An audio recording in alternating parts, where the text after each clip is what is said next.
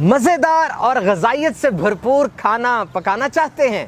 ایک چھوٹا سا کام کیجئے، مٹی کے برتن میں پکائیے اور مٹی کے برتن میں ہی کھائیے۔ جب کھانا مٹی کے برتن میں پکایا جاتا ہے تو قدرتی طور پہ بہت سے اچھے اور مفید اجزاء اس میں داخل ہو جاتے ہیں۔ مثال کے طور پہ جب ہم گوشت پکاتے ہیں تو اس میں تیل ڈالتے ہیں، پیاز لہسن ڈالا جاتا ہے، مسالہ جات ڈالے جاتے ہیں، لیکن جب آپ مٹی کے برتن میں پکاتے ہیں تو قدرتی طور پہ آئرن، کیلشیم، فاسفورس اور زنک، میگنیشیم اس میں داخل ہو جاتی ہے جو صحت کے لیے بہت زبردست ہے۔ ریسرچ کے مطابق clay neutralizes the acidity in the food۔ مٹی سے کھانے کے اندر تیزابیت کم ہو جاتی ہے اور اس طرح کھانا ہضم کرنا آسان ہو جاتا ہے۔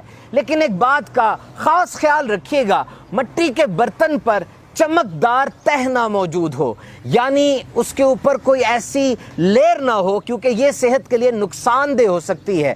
So the clay pot must be unglazed and pure earthen، یعنی مکمل طور پہ خالص مٹی کا برتن وہ بنا ہو۔ And these pots are porous، یوں سمجھ لیجئے کہ مٹی کے برتن میں چھوٹے چھوٹے مسام یعنی سوراخ ہوتے ہیں جس کی وجہ سے نمی اور سٹیم اندر گھومتی رہتی ہے اور کھانا بڑا مزیدار گلتا ہے۔ خاص طور پہ گوشت یہ بڑا جوسی ہو جاتا ہے۔ اور اس نمی کا ایک بڑا بہترین فائدہ میں آپ سے شیئر کروں۔ آج دنیا میں موٹاپے کی شرح بہت بڑھتی جا رہی ہے اور اس کی ایک وجہ وہ آئل اور گھی کا استعمال ہے، جبکہ اگر مٹی کے برتن میں کھانا پکایا جائے تو آئل اور گھی بہت کم استعمال ہوتا ہے۔ کیوں؟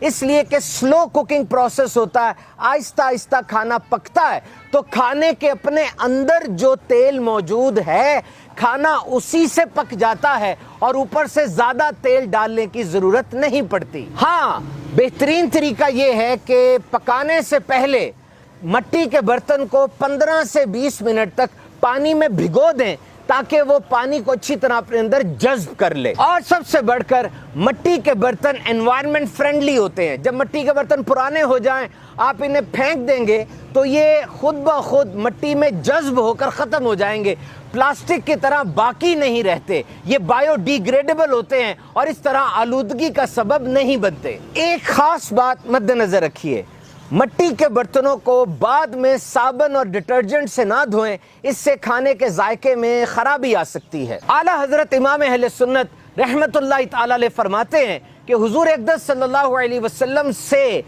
پیتل اور تانبے کے برتنوں میں کھانا پینا ثابت نہیں۔ مٹی اور لکڑی کاٹ کے برتن تھے اور پانی کے لیے مشکیزیں بھی۔ مٹی کے برتن کھانے پینے کے رکھنا تواضع کے قریب تر ہے کہ اس میں نہ اسراف ہے نہ اترانا، اور مٹی کے برتن میں کھانا پینا یہ افضل بھی ہے۔